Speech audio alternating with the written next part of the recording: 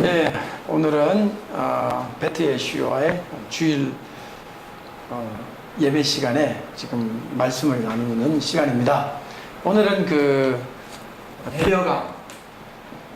데려감과 버려둠 이런 제목으로 말씀 공부를 하려고 합니다. 데려감과 버려둠. 상당히 중요한 부분입니다. 왜냐하면 휴거를 주장하시는 분들은 두 사람이 들에 있다가 하나는 데려감을 당하고 하나는 버려둠을 당한다. 또 두 여자가 매를 가는데 한 여자는 이제 데려감을 당하고 한 여자는 버림을 당한다. 이제 이 본문을 가지고 이제 휴거를 말하기 때문이죠. 또 하나는 근자에 킹 제임스 버전 한국판이 나와갖고 이 데려감이 붙잡혀 간다. 적그리스도 군대에 의해서 붙잡혀 가가지고 처형당하는 거고, 그러니까 데려감이 나쁜 사람들이고 버려둔 사람이 마치 좋은 사람으로 이렇게 되어 있습니다. 그래서 제가 지난번에 우리 공부를 하는 시간에 킹제임스 버전의 이러한 구절을 언급을 했고, 오늘 자세히 한번 공부를 제가 하겠습니다 라고 예고를 했습니다. 상당히 이거를 기대하는 몇몇 분들이 계시는 것 같아서 오늘 어제 공부를 좀 했습니다. 아마 제가 지금 좀 잠비아 갔으면 이 공부를 못했겠죠. 하나님의 뜻이 아닌가 싶습니다. 모든 성경 공부는 전체적인 그 그림을 먼저 보아야 돼요. 그러니까 어떤 구절이 있으면 그 구절을 둘러싸고 있는 그림. 그러니까 나무가 있으면 숲을 보아야 하는데, 오늘 이 본문의 이제 그림은 22절부터 시작이 됩니다. 한번 다시 읽어 주시죠. 22절 시작. 또 제자들에게 이르시되 때가 이르리니 너희가 인자의 하루를 보고자 하되 보지 못하리라. 여기에 가장 자극적인 단어는 인자의 날 하루라는 단어예요. 느낌이 오지 않습니까? 뭔가 인자의 날 하루. 저는 굉장히 이게 특별해 보입니다. 인자의 날 뭐라고요? 하루. 이게 무슨 날일까요? 재림날 아니 예수님 오시는 날이죠. 따라해 보시죠. 인자의 날. 인자의 날 하루. 참 매우 특별한 표현입니다. 이게 지금 22절에 있고요. 이와 같이 인자의 날, 예수님 재림하는 날이라고 하는 표현이 지금 누가복음 17장 전체에 군데 나오고 있습니다. 한번 보시죠. 24절에도 나옵니다. 24절 읽으십시오. 시작. 번개가 하늘 아래 이쪽에서 번쩍이어 하늘 아래 저쪽까지 비침같이 인자도 자기 날에 그러하리라. 인자도 어떤 날에 그러하리라? 자기 날. 인자도 자기 날. 그러니까 예수님이 자신이 오시는 날을 되게도 중요하게 생각하시는 것 같아요. 인자의 날 하루, 또 자기 날. 그죠? 응? 굉장히 이 날을 중요시 여기잖아요. 그죠?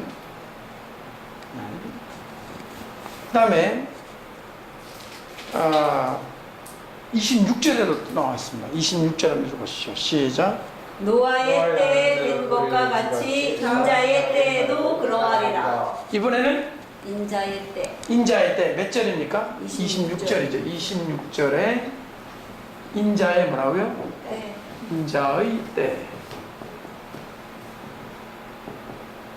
자, 지금 이 본문은 그 잡혀가고 또 데려가고 버려둠을 당한다. 여기에 우리가 포커스를 맞출 수밖에 없지만, 전체적으로 보면 예수님이 자신이 재림하는 날을 중요하게 여기시면서 하신 말씀이라는 걸 기억해야 돼요.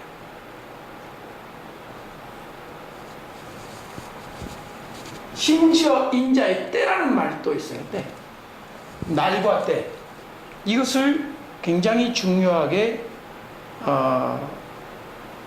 여기면서 지금 말씀하고 계시는 것입니다. 조금 더 보죠. 이번에는 조금 내려가서 42절 한번 읽어보십시오.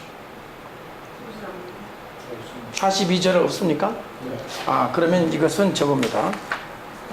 마태복음 24장 42절입니다. 한번 빨리 찾아가 보십시오. 마태복음 24장 42절. 그러므로 깨어있으라. 어느 날에 너희가 주가 임할지 너희가 알지 못하니. 거기 보니까 마태복음 뭐라고요? 24장 42절은 어느 뭐라고 되어 있죠? 어느 날 어느 날, 어느 날이라고 기록되어 있어요. 어느 날.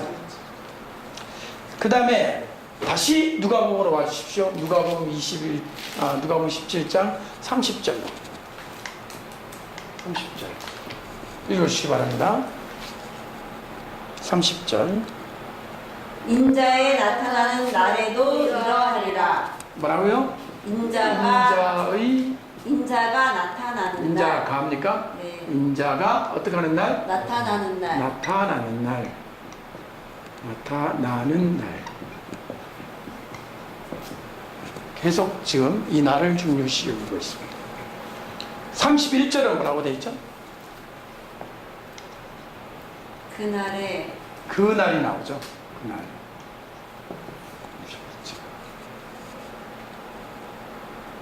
자, 34절 잠깐 볼까요? 34절의 첫 부분에 내가 진실로 말하노니 이 세대가 지나가기 전에 34절. 내가 너희에게 이르노니 그 밤에 그 밤에, 그 뭐라고요? 밤에 그 밤에 한번 읽어보시죠. 어떤 일이 벌어지는지. 시작. 내가 너희에게 이르노니 그 밤에 둘이 한 자리에 누워 있음에 하나는 데려감을 당하고 하나는 버려둠을 당할 것이요. 킹제임스를 보면 그 밤에 두 뭐예요? 34절.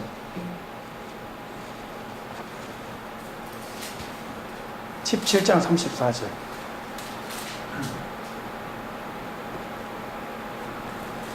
읽어봐 주십시오. 내가 너희에게 이르노니 그 밤에 두 남자가 한 자리에 누워 있을 터인데 하나는 붙잡혀 가고 다른 하나는 남겨질 것이요. 왜 두 남자가 한 자리에 밤에 잠자고 있죠? 예? 동성애하는 두 남자인가? 근데 붙잡혀가 하나 남아있다 그러면 아까 뭐라 그랬죠? 우리가 붙잡혀가는 거는 뭐 잡혀간다 하더라도 남아있는 거는 그럼 둘 중에 한 놈은 좋은 놈이고 한쪽은 나쁜 놈인데 동성연애하는 두 남자 중에 하나가 좋다는 거는 말이 됩니까? 안 되죠. 그 동성연애가 아니에요, 이거는. 그러니까 동성연애 아닌데 왜 두 남자가 누워있죠?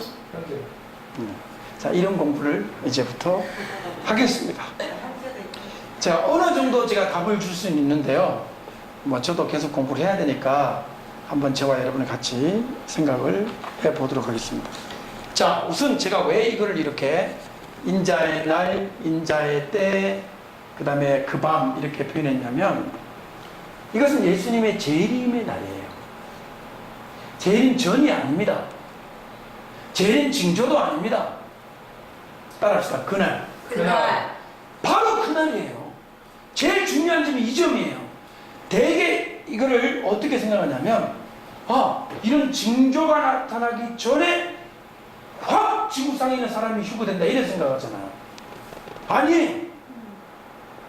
그날이에요. 그날. 그럼 그림을 그리자면 이게 7년 딱 그림을 그리자면 자, 한 일회가 남아있고요. 전반 1260일이 전 3년 반 아닙니까? 그렇죠? 후 3년 반이 42달이죠. 예수님이 말한 그날은 여기일까요? 여기일까요? 여기일까요? 맨 끝이죠. 예수님이 말씀하시는 건 뭐냐면 인자가 재림하는 이때를 말하는 거죠. 이해되십니까? 예. 이게 그날이에요. 그날에 어떤 일이 벌어지는가를 지금부터 설명을 하고 계시는 거죠. 그러면 이것이 이제 전 3년 반, 후 3년 반 합쳐갖고 몇 년이 되는 거예요? 7년. 7년이 되죠. 3년 반, 3년 반이니까, 그죠? 자, 그러면 지금부터 이제 그 두 남자 그 누워 있고 또 두 남자 들에 일하고 또 두 여자 그 맷돌 가는 거 그게 34절부터 시작되는데 요 말 앞구절에 예수님이 아주 중요한 힌트를 말씀해 주고 계세요. 31절부터 한번 읽어보세요. 힌트 31절 아니 31절이 아니라 26절부터 26절 한번 읽어보세요. 26절 시작. 노아의 때에 된 것과 같이 인자의 때에도 그러하리라. 잘 보세요. 누구를 인용을 합니까? 노아. 노아를 인용하죠. 따라서 노아의 때. 노아의 때. 노아의 언제 때일까요? 노아가 방주를 지으라 명령받을 때? 방주 지을 때? 문 닫을 때? 그렇죠. 이게 중요해요. 네. 노아의 때에 된 것 같이 인자의 모도 때도 그러하리라 그랬죠. 밑에 설명 나오는 27절 시작. 노아가 방주에 들어가던 날까지 사람들이 먹고 마시고 시집하고 시집가더니 홍수가 나서 그들을 다 멸망시켰으며. 따라합시다. 노아가 방주에 들어가던 날. 들어가던 날. 이 날이 그날이다. 다시 말합니다. 예수님이 재림하는 날은 뭐와 같으냐? 노아가 어디에 들어가는 날하고 같다? 방주에 영적으로 따지자면 노아가 어디 들어가는 날? 방주에 들어. 따라합시다. 노아가 방주 들어가는 날. 방주에 따라합시다. 우리가 방주 들어가는 날. 방주 들어가는 있어요, 없어요? 우리도 들어가요. 노아가 어디 들어가듯이. 방주에 들어가. 굉장히 중요하죠. 자, 그럼 그래 볼게요. 노아는 옛날 사람이지만 마치 이 마지막 때를 노아의 그 말을 가지고 설명을 하자면 이때까지 계속 사람들이 네 가지 행동을 합니다. 첫째, 뭘래요? 먹고. 그 다음에 두 번째는 뭐래요? 마시고. 그 다음에 장가 들고. 세 번째 뭘 하고? 장가 들고. 장가. 그 다음에 네 번째는 시집 가고. 이 네 가지를 합니다. 계속. 언제까지? 방주에 들어가. 노아가 방주에 들은 날까지. 그러니까 요 날까지 계속 합니다. 그러니까 사람들이 이 날이 있을 거를 믿습니까? 안 믿습니까? 안 믿어요. 안 믿는 거죠. 안 믿으니까 이렇게 하고 있는 거죠. 그죠? 안 믿으니까. 그렇게 하다가 그날이 딱 닥치니까 홍수가 어떻게 하느냐. 저희를 다 멸하였으며 이렇게 돼 있죠. 요게 노아의 경우. 그 다음에 하나가 더 있어요. 롯이요, 롯. 몇 절부터 나옵니까, 롯은? 자, 읽어보세요. 28절부터 나오네. 시작. 또 롯의 때와 같으니 사람들이 먹고 마시고 사고 팔고 심고 집을 짓으니. 아, 요거는 좀 더 많네요. 한번 불러보세요. 롯의 때는 뭐래요? 먹고. 자, 먹고, 그 다음에 마시고. 먹고, 그 다음에 마시고, 사고 팔고. 사고, 팔고. 사고, 팔고 그냥 하나 치시죠. 매매죠.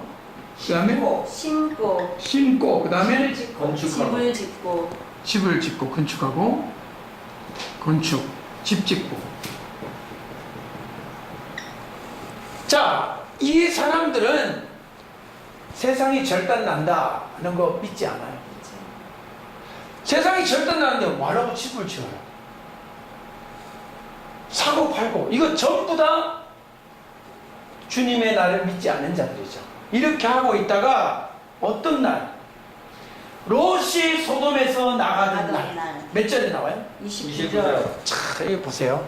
여기는 노아 때는 뭐라고 표현되느냐? 노아가 어디 들어가는 날? 방주에 들어가던 날, 그죠? 방주 들어가던 날. 그 다음에 이때는 뭐 하는 날이에요? 롯이 어디에서 나간 날? 어디에서 나간 날? 소돔에서. 그렇죠. 소돔에서 나가던 날이죠. 네. 나가던 날. 참 의미심장 따라합시다. 소돔에서 나가던 날. 방주에 들어가던 날. 그날 그날 이게 요한계시록에 나옵니다. 14장에 천사가 나팔을 부니까 땅의 곡식들이 추수가 돼갖고 하늘로 다 들려 올라가잖아요. 이게 요한계시록 14장에 이게 올라가는 날이에요. 자, 그러면 이게 올라가는 날이 이거라면 계시록 14장이거든요. 이게 계시록 14장은 무슨 장이냐? 추수장입니다. 추수장. 하베스트. 추수장. 그러면 추수가 하고 난 다음에 그러면 이제 노아로 말하면 어디 들어가는 거고, 방주에 롯으로 말하면 어디에서 나가는 거고. 소돔에서 나는 실제로 이 기간 동안에 이 세상은 온통 뭐가 돼요? 바벨론이 되잖아요. 바벨론이 영적으로 말하면 소돔이라고 하잖아요. 맞습니까? 네 거기서 따라합시다. 소돔에서 나가던 날, 나가던 날 방주에 들어가던 날, 들어가던 날 계시록 14장이에요. 이때 천사가 나팔을 불면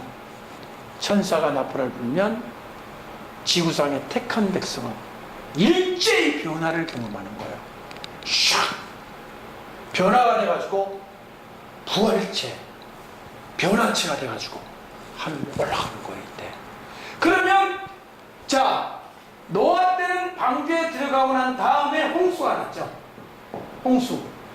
그죠? 네 그 다음에 소돔에서 롯이 나오고 난 다음에 뭐하고 뭐가 떨어졌지? 불과 유황이 떨어졌죠. 비오도 떨어지고 성경에 나오죠. 그죠? 네 그러면 계시록에서는 뭐가 쏟아지느냐? 7 대접이 쏟아집니다. 쉽게 말씀드리면 우리는 예비한 자는 7 대접 화를 받지 않는다. 예. 우리가 올라가고 난 다음에 이 세상에 7 대접이 쏟아지는데 7 대접 중에 독수리가 모이는 사건이 하나 나와요. 아마겟돈 전쟁이에요. 계시록 16장에 뭐라고 되어 있느냐? 모든 새들이 와서 고기를 뜯어먹으라는 구절 나와야 안 나와요? 나옵니다. 나오죠? 기억나죠? 죽음이 있는 곳에는 뭐가 모일 것이다? 독수리가 독수리 물. 그게 계시록 16장 말씀이에요. 나오죠? 자, 그러면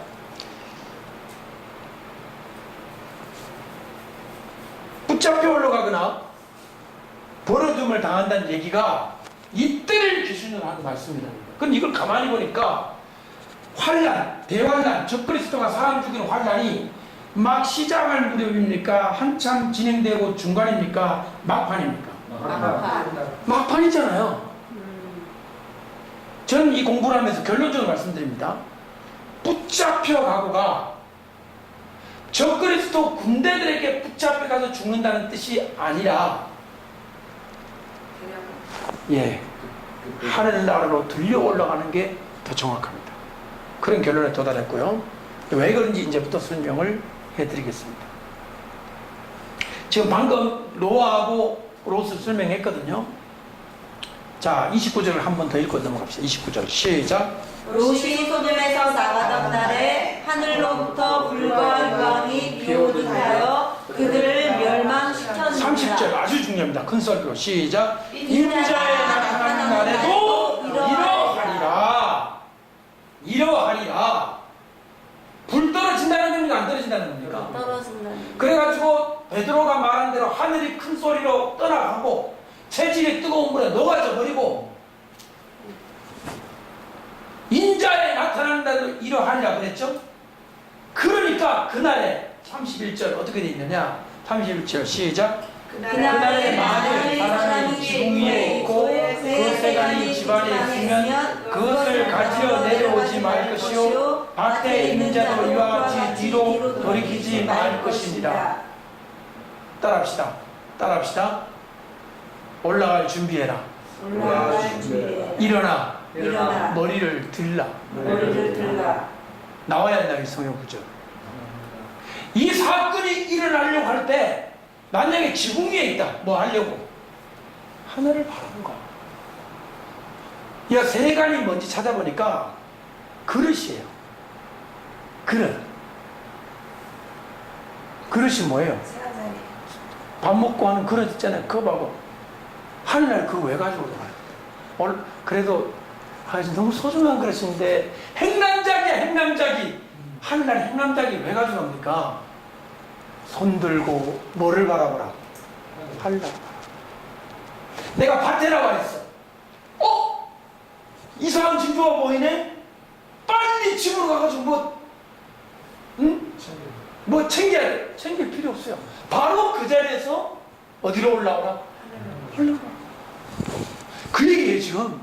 내 여행만 있으니까 기분이 상당히 좋은데 그 다음 구절이 뜨끔합니다. 뭐라고 나와 있느냐?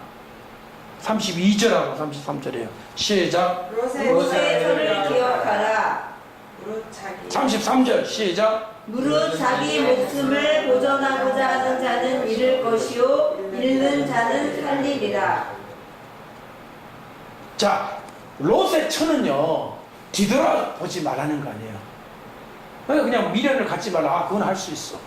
근데 33절을 보니까 이거 한마디로 뭐를 각오하라는 얘기예요? 죽을까봐. 33절 보세요. 자기 목숨을 보존하고자 하는 자는 잃을 것이요. 이거 이순신 장군이 분명히 누가복음 17장 33절을 읽으신 것 같아요. 살려고 하는 자는 죽을 것이요. 죽으려고 싸우는 자는 살 거다. 그 자는 이순신 장군 영화에 나오는 구절 아닙니까? 그러면 살려고 발버둥을 치지 말고 기회가 있으면은 어찌하든지 네 목숨을 잃도록 궁리를 해라. 뭐 이런 느낌이 든단 말이에요. 이게 무슨 뜻이냐? 이걸 알지 못하면 그 다음 구절이 이해가 안 돼요. 33절에 결론이 뭡니까? 무슨 준비를 해라? 준비를 해라. 그렇죠. 목숨을 살려고 애쓰지 말라. 하나는. 그 다음에 죽을 준비를 하고 기회만 있으면 죽으려고 애를 써라. 좀 표현 이상합니다만 기회만 있으면 뭐 하려고 애를 써라? 죽으려고. 죽으려고 애를 써라. 죽으려고 애를 쓴다니까 약간 좀 목사님 말씀을 좀 삐딱하게 하시는 것 같은데 순교할 상황이 닥치거든 따라합시다. 아멘 할렐루야. 아멘. 드디어 나의 기도가 응답되었군요. 이렇게 가야 되지. 주여 이것만은 피해 주옵소서 이러지 말라니까요. 아멘. 아멘. 그 얘기예요. 그리고 나서 34절로 딱 들어가는 거예요. 세 가지 사람이 등장합니다. 자, 지금 이 공부도 굉장히 중요한 공부예요. 이 공부. 여기에 먹고 마시고가 이 아마게돈 전쟁 직전까지 진행되는 걸로 봐서 외식업은 당분간 잘 될 것 같습니다.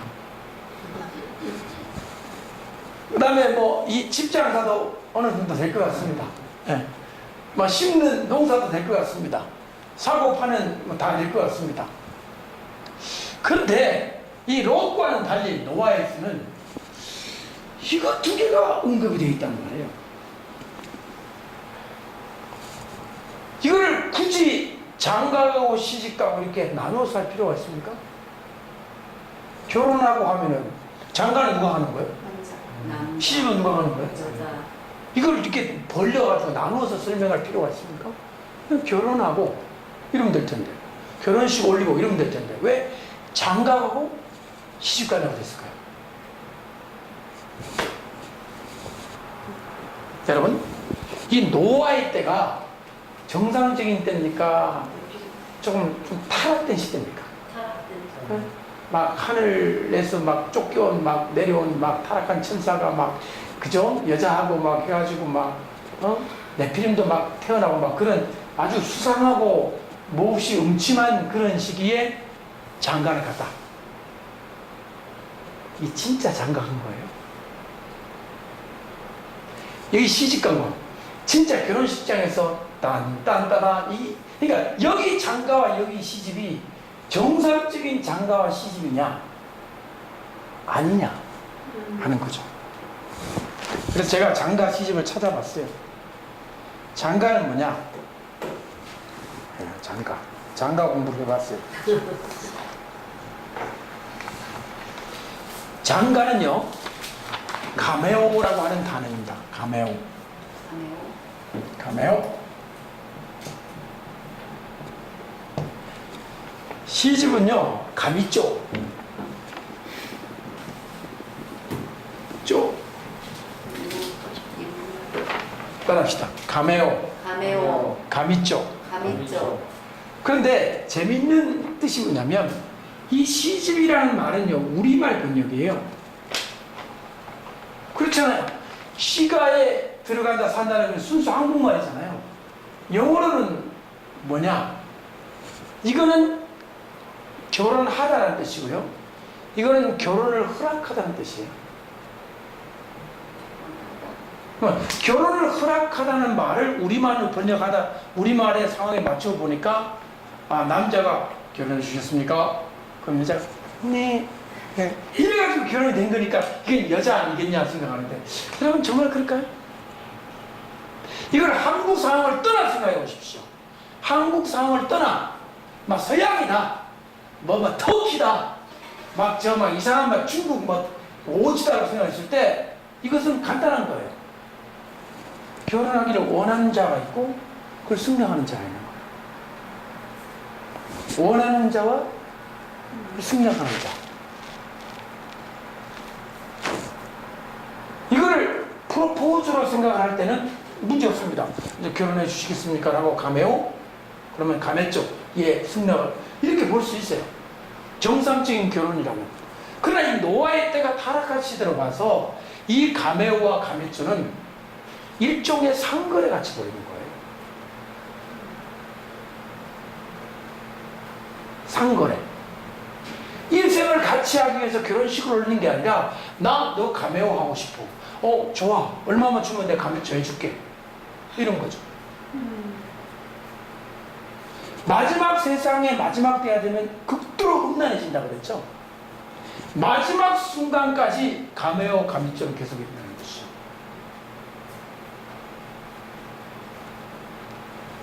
그것을 우리는 성경을 통해 볼 수가 있고요. 그 다음에 이제는 세 가지 사람에 대한 이야기를 하겠습니다. 첫 번째는 두 남자가 나오죠. 두 남자. 두 남자가 어디에 있었다고 그랬죠?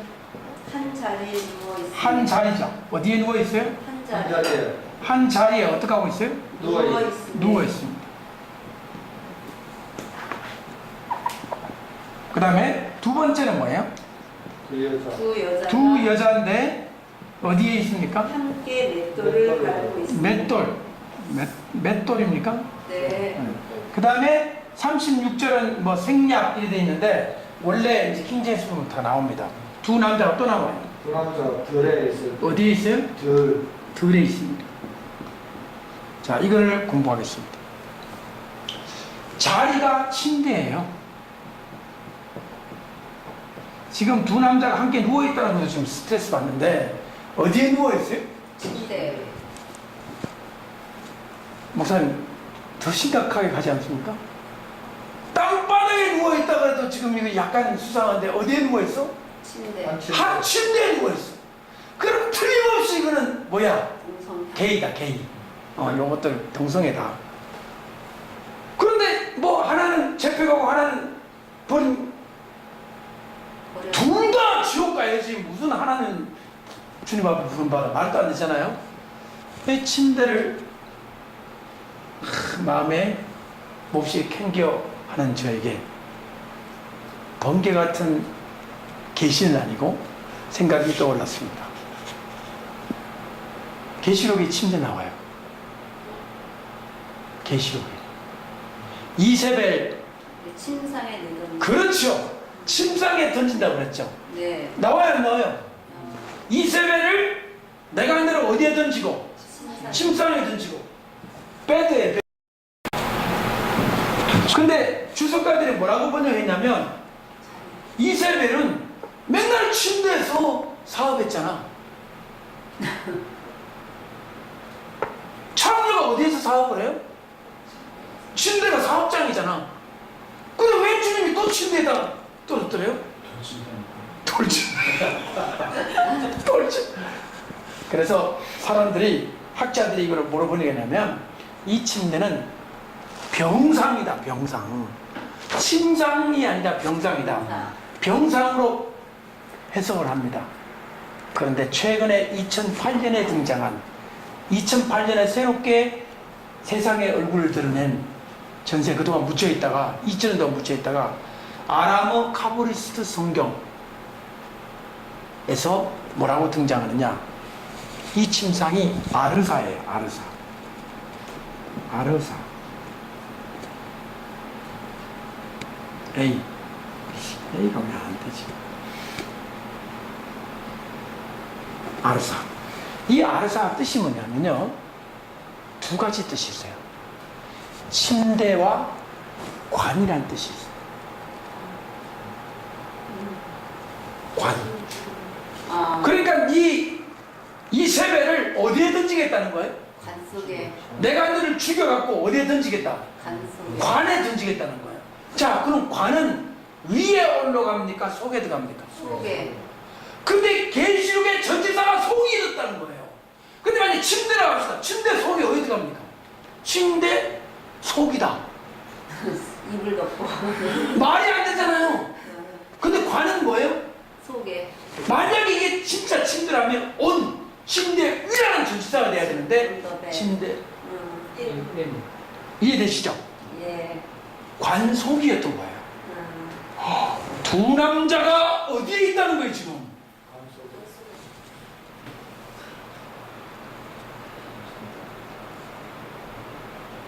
둘이 다 죽은 거예요. 하나는 하나님의 종으로서 믿음을 지키다 순교의 죽음을 죽었고, 하나는 그냥 죽은 거예요. 마지막 천사가 나팔을 불면 누구를 불러 올리는 거예요? 의인을 불러. 순교자. 이거 지금 정말 하나님 앞에 기도하면서 정말 제가 열심히 공부를 하는 과정에 더 열심히 공부하겠습니다. 아까 뭐라 그랬지? 누구를 뭐 하지 말라 그랬죠? 많이 부족합니다. 그래서 일본 깡패들은요, 자기들을 야쿠자라고 그러잖아요. 야쿠자. 야쿠자 뜻이 뭔지 아세요? 우리나라 깡패는 칠성파, 일곱별, 뭐 막 흥룡방파 막 이런 식으로 이 깡패 조직 이름을 크게 부르잖아요. 백호파 뭐 이런 식으로. 야쿠자는 뭐냐면 우리는 요거 아닙니다. 우리는 아무것도 아닙니다. 그들이 쓰는 말로 표현하자면 나는 젖도 아닙니다. 이런 뜻이에요. 내가 뭘 배웠냐면 거기서 자기 이름을 크게 쓰거나 크게 높이는 책, 하나님의 미움을 받는다. 교회 이름 너무 거창하게 붙이는 거 하나님 싫어하지 않는다. 그냥 예수님, 베트 예슈아 얼마나 좋아요. 베트 서인교 이래 보세요. 이건 죽음이에요. 베트 이치야 이거 안 되는 거예요. 이거 왜 베트 이건 베트 예슈아지. 절대로 주님의 이름만 높여야 되는 거예요. 아시죠? 네. 그러면 제가 지금 이거를 공부를 했습니다. 솔직히 누가 이렇게 했는지 모르겠어요. 이건 계시록 공부를 하다가 제가 어디 주소 보고 인용한 게 아니라는 거죠. 계시록을 공부하다가 이 자리가 아르사라는 사실을 확인을 했습니다. 실제 아람어 성경을 뚜껑을 열고 계시록 17장 34절 자리를 돋보기를 들고 찾아보니까 아르사에 힘을 이렇게 써드리겠습니다. 제가 아름, 사멕, 알렉, 아르사에 이것이 바로 계시록 이세벨 침대도 아르사, 누가복음 17장 이 두 남자 누워있는 자리도 이 아르사예요. 이 사실을 발견했다는 거죠. 가슴이 두근두근. 제가 빨리 교회로 다녀가고 싶어가지고 이 기쁨을 운전하는 동안도 참느라고 애를 썼습니다. 두 남자가 어디에 누워 있었다? 관 속에. 관 속에 있었던 거예요. 아, 이해가 되시옵니까? 네. 아멘. 다음에 두 번째는 이제 맷돌이에요. 맷돌. 이 맷돌을 가만히 보니까 맷돌에 그냥 맷돌에서 간다 그러세요. 간다. 그라인드. 가는 거 아세요? 네. 그러니까 맷돌에서 가는데 흥미로운 사실은 뭐냐면 우리는 맷돌하고 둘을 이렇게 생각이 되는데 여기에 이 두 구절에서 가장 중요한 제가 볼 때 중요한 건 뭐냐면 두 여자가 어디에 있었느냐는 거예요. 이렇게 돼 있어요. 두 여자가 맷돌집이 뭐예요? 맷돌집. 방앗간에 있었던 거예요. 두 여자가. 우리말로 방앗간. 한국 그 한문 약간 섞으면 정미소. 방앗간과 정미소는 뭐 하는 거예요? 곡식을 어떤 상태로 만드는 거예요 지금? 먹을 수 있게. 먹을 수 있는 상태로 그걸 뭐 한다 그러죠? 정리. 방아찜. 방아 찍는다 그럽니까? 여자가 방아를 찍고 있어요. 근데 그 형태가 아까 말한 맷돌집이라는 건 밀하우스라는 그 영어를 제가 그대로 우리말로 번역하니까 맷돌집인데 맷돌집이라는 건 없잖아요. 정미소나 방앗간에 맞지. 정미소 안에 있었고 여자는요. 뒤에 있는 남자는 들판에 in the field, in the mill house 똑같은 장소를 언급하고 있다는데 주목했던 겁니다. 제가. 또 하나 이 둘은 뭐 하고 있었습니까? 일을 하고 있었어요. 일을 하고 있었죠. 자, 아까 제가 관 속에 들어있는 두 사람을 얘기를 했잖아요. 제가 뭐라고 했습니까? 죽어 있는데 왜 죽었다고 그랬어요? 제가 설명하기를. 하나는 순교하고 하나는 하나님의 일을 하다가. 일을 하다가 순교를 해서 죽었고, 하나는 그냥 죽었고. 네. 그럼 이 두 사람은, 여자는 뭘 하고 있다고 그랬죠? 일. 남자는 또 뭘 하고 있죠? 일. 이 일이 뭘 의미할까요? 자, 여기 두 가지입니다.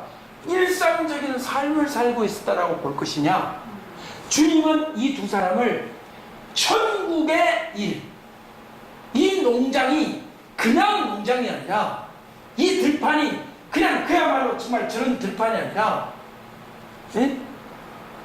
이해되십니까? 네.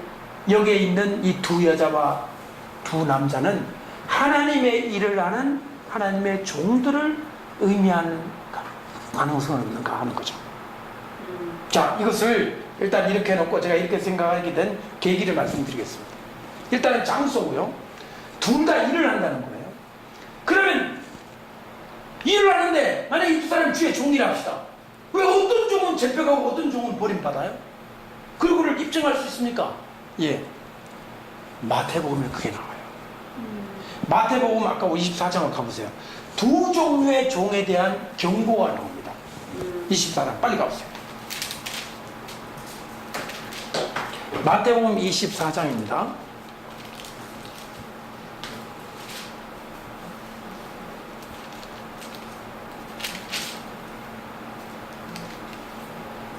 자, 우선은 그 두 여자하고 두 남자 있는 것부터 한번 가보세요. 40절. 몇 절이에요? 40절.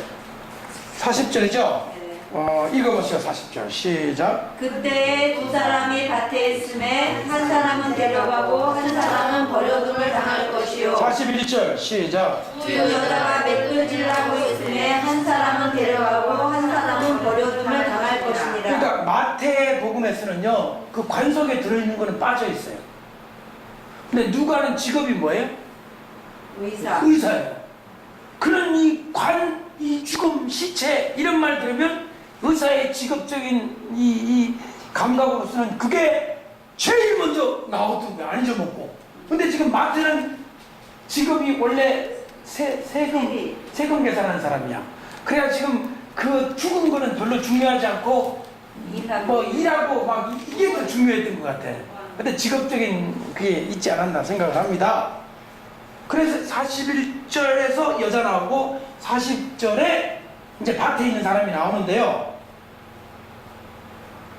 그 다음에 이거를 뒷받침해주는 설명이 42절부터예요. 42절 시작. 그러므로 깨어있으라 어느 날에 너희 집가 임하는지 너희가 알지 못함이니라. 자, 너희도 아는 바니 만일 집주인이 도적이 어느 경쯤에 올 줄 알았다면 깨어있어 그 집을 뚫지 못하게 하였으리라. 44절.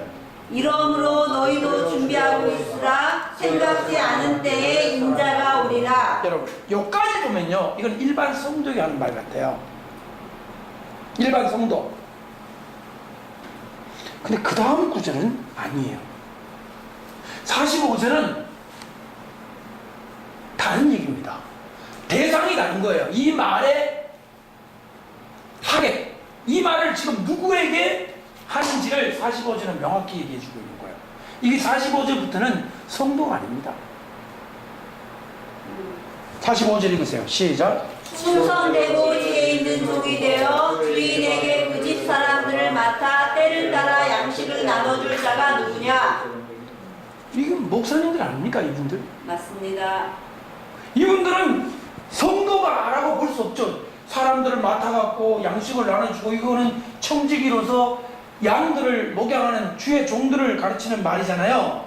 46절 시작. 주인이 올 때 그 종이 이렇게 하는 것을 보면 그 종이 복이 있으리로다. 47절 시작. 내가 진실로 너희에게 이르노니 주인이 그의 모든 소유를 그에게 맡기리라. 여기까지는 칭찬이에요. 아주 좋은 거. 그 다음에는 나쁜 종입니다. 48절 시작. 만일 그 악한 종이 마음에 생각하기를 주인이 더디 오리라 하여 49절 동료들을 때리며 술 친구들과 더불어 먹고 마시게 되면 50절 생각지 않은 날 알지 못하는 시각에 그 종의 주인이 이르러 51절 시작. 어미 때리고 외식하는 자가 받는 벌에 처하리니 거기서 술 피우며 이를 갈미 갈리라. 있으리라. 여러분 저를 보세요. 여러분들 지금 그 두 여자 두 남자 얘기는 정확히 마태복음 24장과 누가복음 10장이 똑같은 얘기를 하고 있는 건 맞죠. 그런데 여기에 나와 있는 이 두 남자 두 여자가 누구이냐 이 정체를 파악하기 위해서는 마태복음에 있는 이 뒷구절을 우리가 봐야 되는 거예요. 자, 그러면 마태복음에 있는 이 뒷구절이 보세요. 저를 보세요. 성도에게 말씀을 하시고 주의 종에게도 덧붙여서 말씀하셨다고 보는 것이 타당한가? 아니면 제 생각인데요, 이 전체가 다 주의 종에 대한 경고인가 하는 거죠. 왜 제가 이 질문을 던지냐면, 아까 알지 못하는 시간에 주인이 올까 깨어있으라, 여기까지는 성도들에게도 해당이 돼요. 그런데 뒤에 나와 있는 구절, 그 집 사람들을 맡아 때를 따라 양식을 나눠주는 이 종은, 이거는 목사님이 맞아요. 그죠? 그래서 요거를 두 개를 나눠가지고 앞에는 성도, 뒤에는 주의 종이라고 할까? 아니면 둘 다 주의 종을 할까? 이 에서의 문제가 남아있는 거예요. 저는 둘 다 주의 종이라고 봅니다. 이유는 뭐냐면 주인이라는 단어 때문에. 보세요. 45절, 이거는 충성되어 지는 종이잖아요. 네. 주인에게 그 집 사람들을 말하. 이거는 그냥 종. 뭐 교회 다니는 사람, 왜 세례교인도 이 종에게 복을 주십시오 할 수 있어요. 예수를 믿으면 다 종이 맞아요. 주님의 백성도 되고 주님의 종도 되고 다 되는 거예요. 주일에 말씀도 주의 종이 되는 거예요. 그런데 이것이 종의 다른 차원, 메신저의 차원, 교회를 목양하는 차원, 양떼를 돌보는 차원은 이 종이 다르죠. 이때는 아무나 종이 아닌 거죠. 이때는 부르심을 받고 보내심을 받아가지고 성도들을 양육하고 교회를 가르치는 이들의 종이고, 성도는 뭐냐? 그 집 사람들이죠. 양식을 받아 먹고 깨워서 준비하는 거죠. 자, 보세요. 45절은 틀림없이 주의 종, 목회자들입니다. 자, 그런데 42절부터죠. 그러므로 깨어있으라 어느 날에 너희 주가 임하는지. 그러니까 이 주를요, 주 예수님 할 때 주로만 보지 마시고 이 전체 맥락에서 주인, 집 주인, 먼 타국에 간 주인이 종들의 몇 개로 간 그 주인으로 본다면 42절부터 벌써 종들에게 대한 말씀이라는 거죠. 우리는 왜 그 생각을 못하느냐? 여기 주를 주 예수님, 주 하나님, 하나님을 부르는 어떤 대명사처럼 보니까 그런 느낌이 안 오는데, 이걸 계속 읽다 보면 이 주님은 따라합시다. 집주인, 집주인, 그렇죠. 집을 종에게 맡겨놓고 타국에 간 그 주인, 그거를 생각할 수 있는 것입니다. 그러면 이 여자는 누구냐? 종이라는 거예요. 맷돌집 정밀서에서 일을 안다는 건 뭐냐면 천국 국간의 백성들을 마지막으로 지금 다 잡으라고 있는 사람들이고요.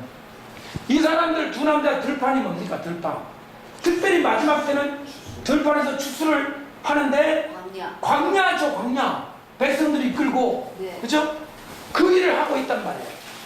근데 그 중에서 하나님의 명령을 받아가지고 성도들과 함께 광야에 가서 사역하는 그런 사람들이 있는가 하면 종교인, 종교적으로, 여기 보니까 술친구로부터 동무들을 때리고 막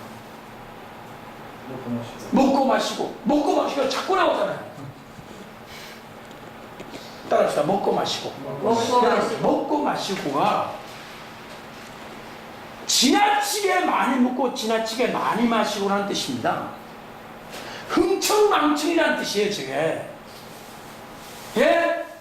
하루에 밥 한 공기만큼 먹고 김치 두 쪽 먹는 거를 먹고 마시고 한다고 얘기하는 게 아니에요. 예수님이 지금 지적하시는 먹고 마시고는 뭐냐?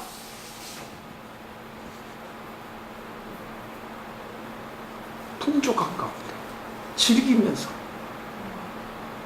세상에 타협하고 영웅을 펴받고 먹고 싶은 대로 마시는 거 다 처먹고 그런 상태를 얘기하시는 거예요. 광야에 가가지고 진짜 물 한 종지 우리 돌려먹고 막 이 간 거 가지고 10명씩 돌려먹고 막 그런 상태를 먹고 마시고라고 하는 거예요. 우리가 먹고 마시고라고 해가지고 막 eating, drinking 다 해당되는 게 아니라 이 말이 적용되는 대상과 분위기를 봐야 되는 거예요. 이해되십니까? 예. 술 친구들로부터 먹고 마시는 사람들이 누구겠습니까? 666 표받고 666 표받은 성도들과 함께 당후에 재직해 공동회 하면서 먹고 마시고. 여러분, 저는 666이 처음에 나타날 때 있잖아요. 1300년 반 혹은 그제 나타날 때는 공포스럽게 나타나는 게 아니에요. 지금 초등학교 교과서에 나타났다면서요. 어머니의 손에 칩을 받아서 장래화폐를 쓸 수 있다고. 초등학교 4학년 교과서에 그걸 찍은 거 올린 걸 봤어요, 내가. 미래의 화폐. 자, 그러면 조금 제가 과장을 섞어서 이 표를 받는 사람은 매월 100만 원에 상당하는 현대백화점 쿠폰을 준다고 해보세요. 여러분, 카드 할 때 쿠폰 없었어요? 있습니다. 요즘도 지금 비행기 끊을 때 삼성카드 막 어떤 20% 할인도 있어요. 저는 카드 없거든요. 체크를 씁니다. 정직한 체크. 정직한 체크를 쓰다 보니까 나는 해당 사항이 없어. 크레딧 카드는 많아요. 막 쫙 나와. 그 옆에 할인되는 게. 나는 혜택을 못 받아. 만약에 여러분 진짜로 666 뽑았다 그러면 100만 원씩 쿠폰 나온다 그러보세요. 홈플러스. 응? 저는 홈플러스에 쌓인 게 많아요. 홈플러스 쿠폰을 100만 원씩 준다 그래요. 그것만 한 달 먹고 살아요. 근데 안 받는 사람은 홈플러스 입장이 불가야. 아예 그 물건을 고르지도 입장이 불가. 비리비리 보안 요원 들어가가지고 가세요 저리. 그럼 어디로 가야 돼? 편의점? 편의점도 비리비리. 5분 안에 출동해 경찰. 어디 가야 돼? 갈 데 없음이에요. 응? 그러니까 이거 있는 사람은 엄청난 대우를 받는 거예요. 그리고 이거 안 받는 사람들은 완전 또라이들. 극단적인 종말론자들, 진짜 막 성경 말씀 문자 그대로 믿는 자들은 이제는 세상에서 버립니다. 이 마지막 때에 임박해서 하나님의 일꾼들을 말한다고 그러죠. 여기서 천사의 추수 때 들려 올라가는 여자는 누굴까요?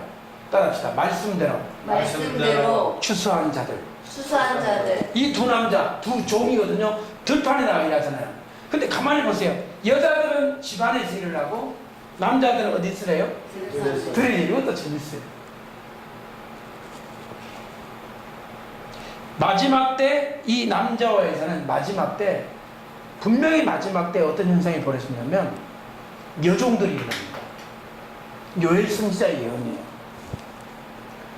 여러분, 일반적인 상황이라면 전 여자 목사 정말 그렇게 인정하고 싶은 생각 없어요.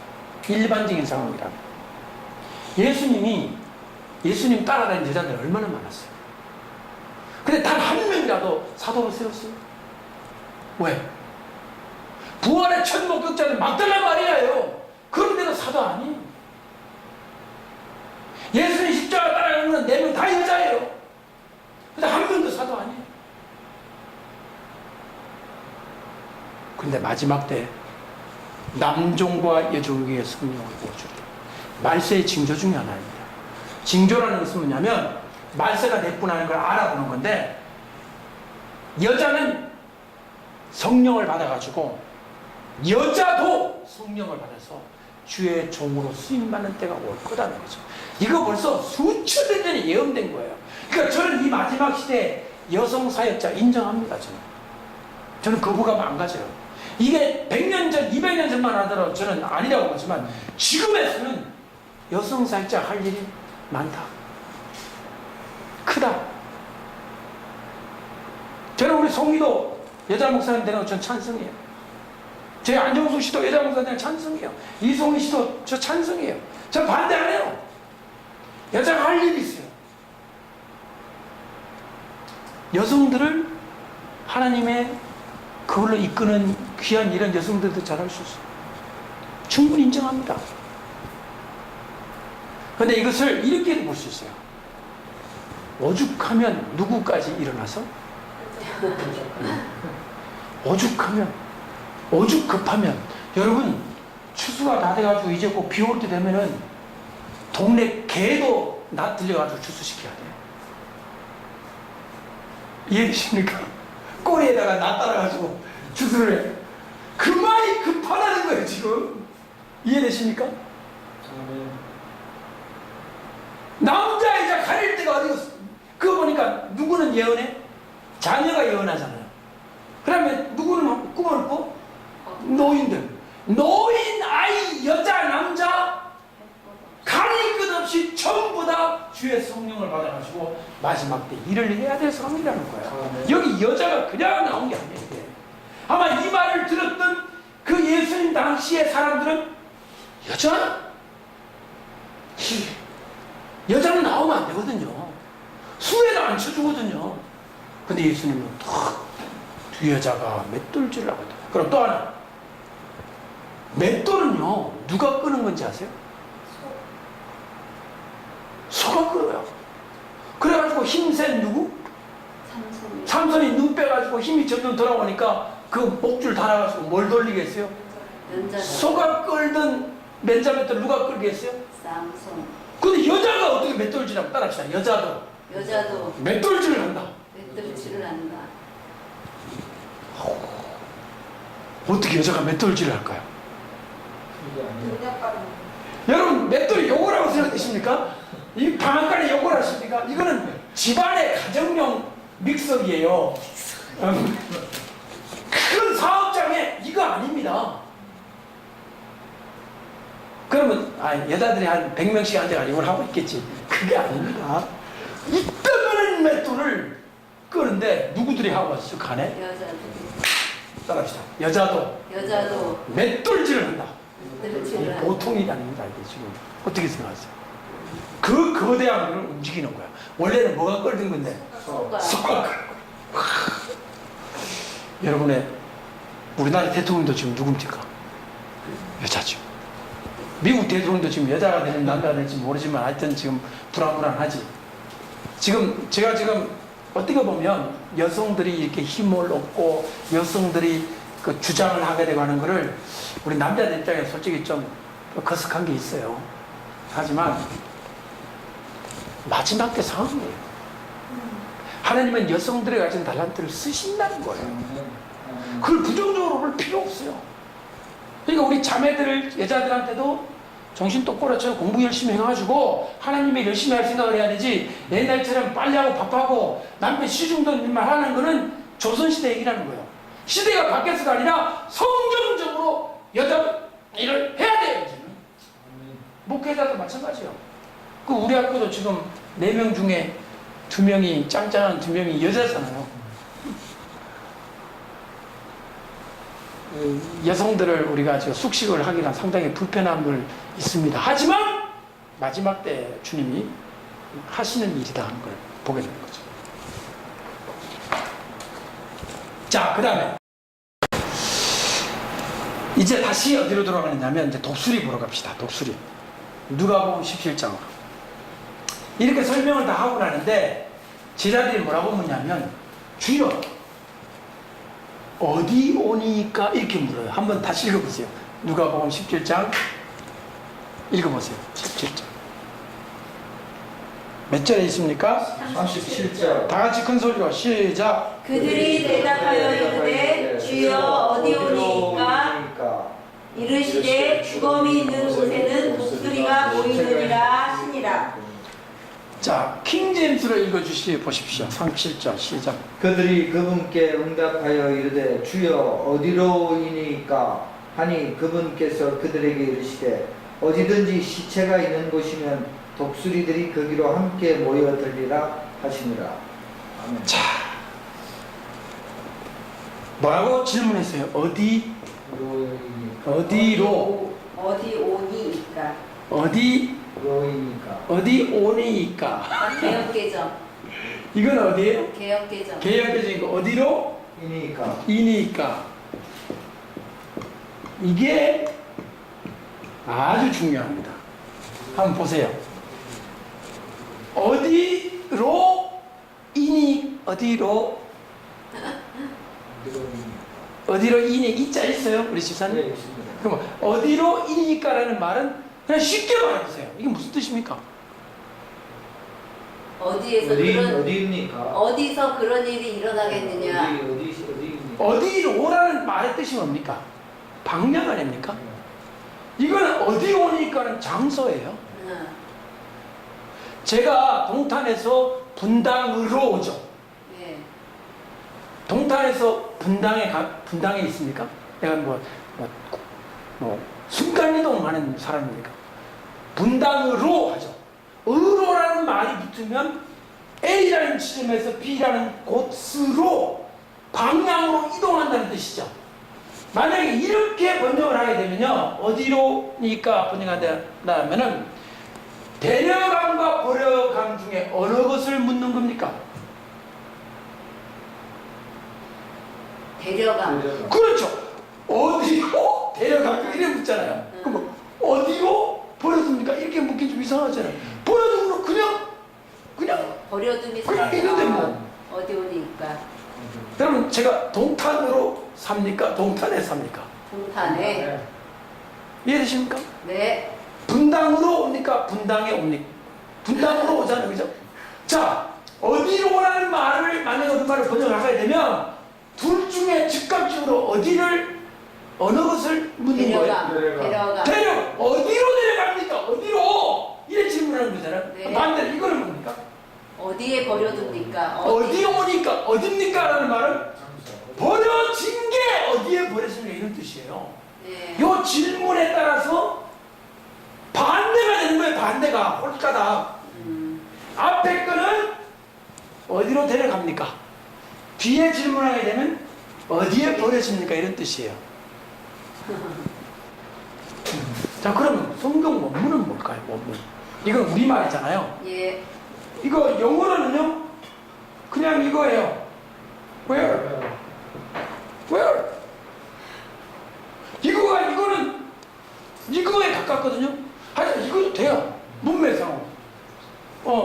나 어디 가. Where? 그럼 어디로? 되거든요. 영어는 두 가지가 다 돼요. 그래서 이거 가지고는 알 수 없어요. 그래서 이제 성경 원문을 딱 찾아보니까 뭐냐면 이건 제가 원문을 써드릴게요. 포우예요. 포우. 포우. 포우. 포우. P-O-U. 포우. 이 뜻은 뭐냐? 포우는 어느 장소에서가 많습니다. 어느 장소에서 in what place 어디에 쓰지 어디로라는 뜻이 포우에서는 약합니다. 그러면 본문에서는 개역 개정에 손을 들어줘야 되는 거예요. 어디로라고 하는 거는 요 로자라는 말 속에는 이미 번역하는 사람의 정신이 이 속에 포함이 된 거예요. 뭐를 말한다? 데려감을 말한다고 하는 거를 여기다 씹어놓은 거예요. 근데 이거는 뭐예요? 어디 오니까는 뭐예요? 어디에서 어디입니까? 버려지는 그들이 어디에 버려집니까? 이것을 의미하는 거예요. 장소를 의미하는 거예요. 자, 이렇게 하니까 주님의 답변 몇 절이죠? 37절 다 같이 다시 한번 읽어주세요. 시작. 그들이 대답하여 이르되 주여 어디 오니까 이르시되 죽음이 있는 곳에는 독수리가 모이느니라. 죽음 있는 곳에는 죽음. 자, 한번 볼게요. 죽음이에요. 검.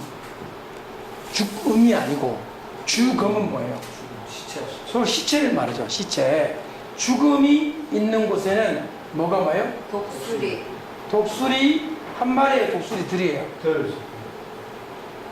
근데 이 본문에서 중요한 게 뭐냐면 죽음이 단수예요. 지금 예수님 말씀한 이 상황에서 한 명이 죽을 것 같아요. 엄청 많이 죽을 것 같아요. 근데 이게 단수란 말이에요.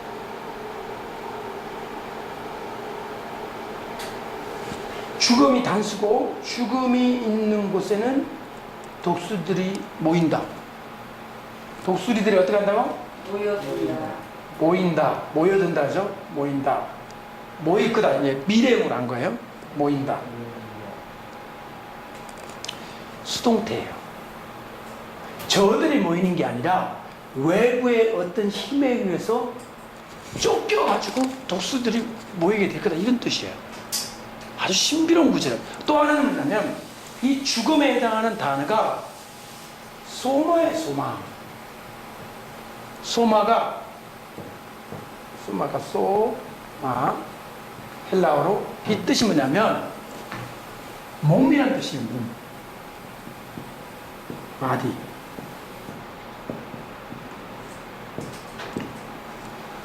저는 솔직히 아직도 이게 왜 단수인지 모르겠어요. 이 문맥으로 보면은 엄청난 시체들일 것 같은데 왜 단수일까? 킹제임스 혹시 뭐라고 번역되어 있습니까? 어디든지 시체가 있는 곳이면 독수리들이 거기로 함께 모여들리라. 시체가 단수죠? 네, 단수로.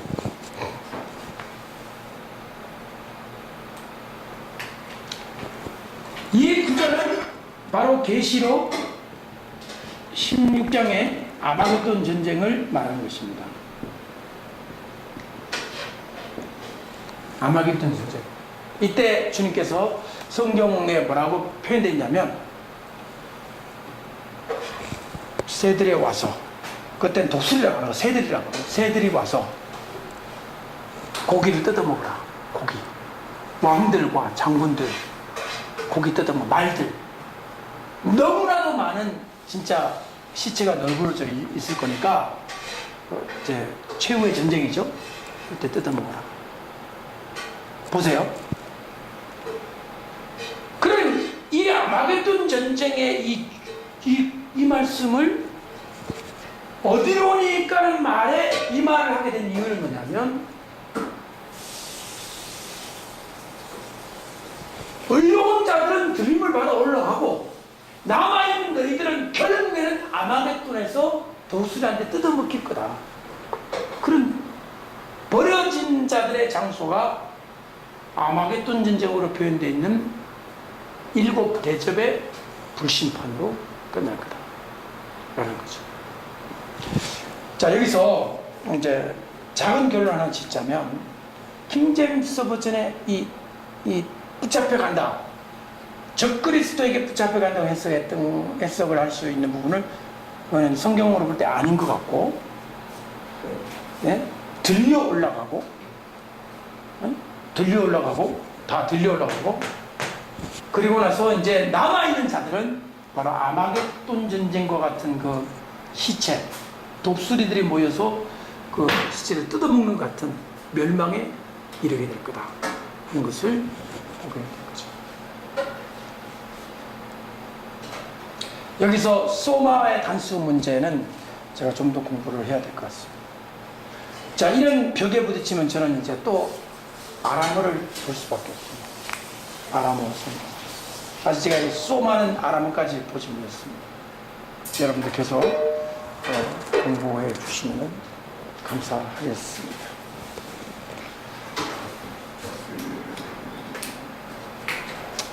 그래서 다시 한번 이제 정리를 해보겠습니다. 그날이 오기 전에 두 남자가 죽어서 관에 들어있는 사람, 두 여자가 맷돌질을 하며 마지막 사역의 현장에 있는 거죠. 그러나 다 부름받는 건 아니에요. 하나는 하나님 앞에 의롭게 쓰임받는 자가 있고, 두 남자가 들판에 있지만 다 종들을 의미한다는 거죠. 자, 그래서 언제까지 하냐면 이제 그날이 올 때까지 하는데, 그날을 이렇게 롯의 때와 같고 노아의 때와 같다고 그랬잖아요. 노아의 때, 그날 인자의 때는 방주 들어가는 날, 롯으로 말하면 소돔에서 나가는 날, 그날 되기 전, 이게 여기서 이게 간격이 어느 정도인지, 얼마나 며칠 전인지 뭐 이런 건 우리가 알 수 없습니다. 이게 진짜 몰라요. 언제 일어나는지. 우리가 후 3년 만에 주님 오신다는 건 알아요. 그러나 언제 주님 앞에 들려나갈지는 알아야 몰라요. 알 수 있는 방법이 없어요. 그건 아무도 모릅니다. 그리고 나서 우리가 올라가고 난 다음에 여기에 7 대접의 심판, 롯으로 말하면 불과 유황, 노아로 말하면 뭐가 내리는 거예요? 홍수로 멸망. 그 다음에 계시록으로 말하면 7 대접의 불로 말미암아 멸망하게 된다. 이렇게 볼 수 있습니다. 오늘 여기까지 하겠습니다. 감사합니다.